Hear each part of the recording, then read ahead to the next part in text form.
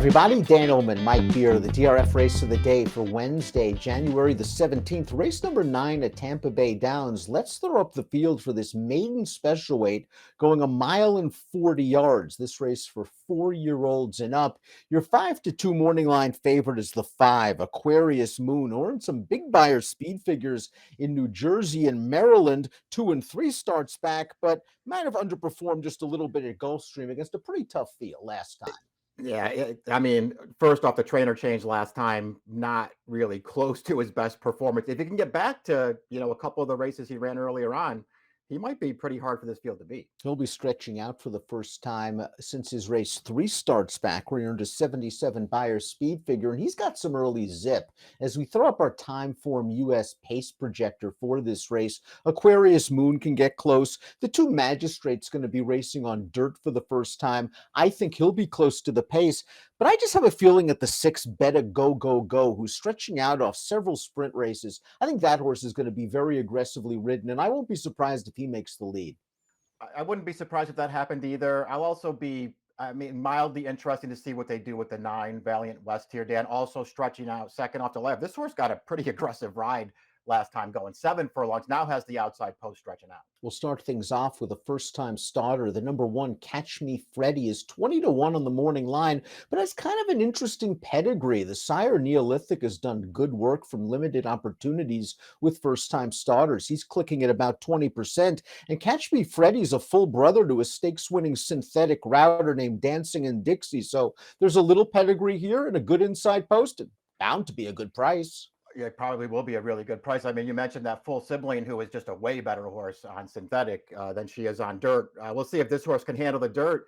Gotta be ready to go 2 turns on the debut, Dan, for a trainer who you can look up his stats and formula, does not have a good record with first-time starters. Magistrate, the number 2, has raced around 2 turns in all 3 prior starts, 1 on turf, 2 on synthetic, but he's bred for dirt. He's by Belmont Stakes winner Taprit. The Dam was a stakes place dirt sprinter that was versatile enough to run on all sorts of surfaces. Arnaud de la Cour, an excellent trainer. This horse has taken money and disappointed in his last 2, but maybe dirt's what he's been looking for.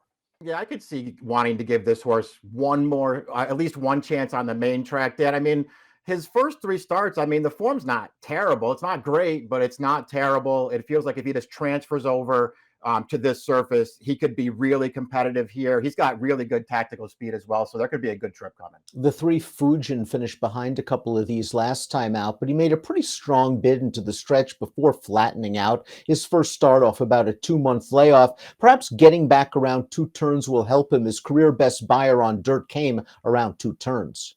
It certainly did. That was a maiden claiming race, but he certainly ran okay that day. It's really the only race so far that he's run, Dan, that makes him that interesting in here. We'll see what he can do here second off the layoff. I thought he only ran okay last time. I thought overall he had a really good trip in that race. The number 4 is First Slew, and this horse is an outsider to be sure. He was dismissed at 65-1 for his one and only start. That was sprinting against $16,000 maiden claimers. He didn't do much that day, so he's got to hope that the stretch out and the addition of Lasix really moves him forward. Seems like there's just a lot working against him in this race, moving up in class and stretching out. It is at least worth noting he had real trouble at the start last time, and it probably really cost him as well. And the 3rd place finisher from that race came back to run 3rd for $25,000, but with a 50 buyer speed figure. Aquarius Moon, as we mentioned, has those figures, 3 and 2 starts back. I liked his race 3 starts back. His 1 start going 2 turns. He kind of broke out a little bit, and then he was 4 wide most of the way. He just couldn't get by the winner in the final 16th of a mile. His last race at Gulfstream, as we said, was a little bit of a disappointment, but I think this is class relief and he'll be close to the pace. Yeah, all about whether you want to, give him a chance to rebound here at what is supposed to be a pretty short price. I mean, he makes a lot of sense based on all of his other races. That Monmouth 2-turn race back in September, he ran fine in that race. He was only second best, but if he runs a 77 or an 80 buyer in here, he probably wins. Beta Go Go Go is the number 6, stretching out in distance for the first time after hitting the board in his first 4 races, 3 on dirt, this over the Tapeta track at Gulfstream, tracking 3 wide all the way around the track and giving an even finish. It was an okay performance. You look at this pedigree and it kind of says sprint top and bottom with your Cantharos and Crafty Prospector. The Dam, I think, has folded at least 1 winner going a route. The Dams dropped multiple winners. They have, though, for the most part, been sprinters. So it'll be interesting to see how this horse handles the stretch out and distance, because if nothing else, they paid a lot of money for him. He's been a little bit of a disappointment so far, and he's just going to have to improve on the stretch out here if he's going to beat this field. And it's not like he's going to be a great price in this race. The 7 is Secret Treasure, and he earned a 74 Beyer speed figure, 2 starts back at Santa Anita, going 2 turns on the dirt. He went through the auction ring after that race, was purchased for $32,000. He's run once at Tampa Bay, and he ran just okay, finishing 3rd in a maiden special weight, going 7/8 of a mile. Secret Treasure we'll take a look at right now. Secret Treasure we'll look at when we look at Valiant West. He ran just fine in that race, Mike. 55 Beyer speed figure, now second off of a lengthy layoff. This horse should run late. He should run late. We'll see if he can just get a little bit of a better trip here. He was off of about a 6-month layoff last time, Dan.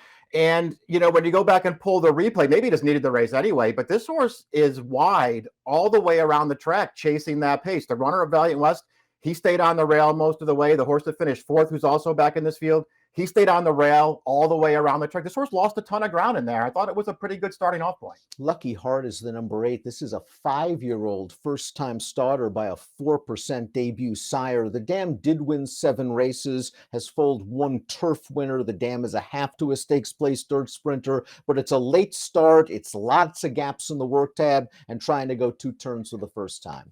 Yeah, just didn't see much pedigree here, and 5-year-old first-time starters aren't my favorite thing. And Valiant West completes the field. He's going to have to overcome this outside post, but he's hit the board in both lifetime starts, and his initial start over the circuit was a good effort. I thought this pace was fast, and Valiant West was up close to it on the backstretch. He's going to finish second ahead of Secret Treasure, who will run on for 3rd. All things considered, Valiant West ran just fine. He's still kicking on and trying for 2nd. And again, the pace was fast, Mike. He can probably, with a good break, get a good position without losing too much early ground. Yeah, agreed. I mean, I didn't love the way he finished in there, but he did make an early move to go challenge for that pace up the backstretch, and it probably wound up costing him at the end. Again, I'll be interested to see how aggressive they get with him this time. And I'll be interested to see what kind of price he is. I can't say that I love him in here, Dan, but I think he's a contender. A fair price to be sure at 6-1 on the morning line. Before we get to our top selections, please click the subscribe button on the Daily Racing Form YouTube channel for the latest DRF videos. Let's take a look at our top picks for our Wednesday race of the day, the 9th at Tampa Bay Downs. You're going with Secret Treasure. Maybe a better trip this time gets him into the winner's circle. I like him stretching out a little bit. I like him going second off the layoff. And again, he has that Beyer speed figure 2 starts back that puts him in the mix. It exceeds the Beyer par for this level.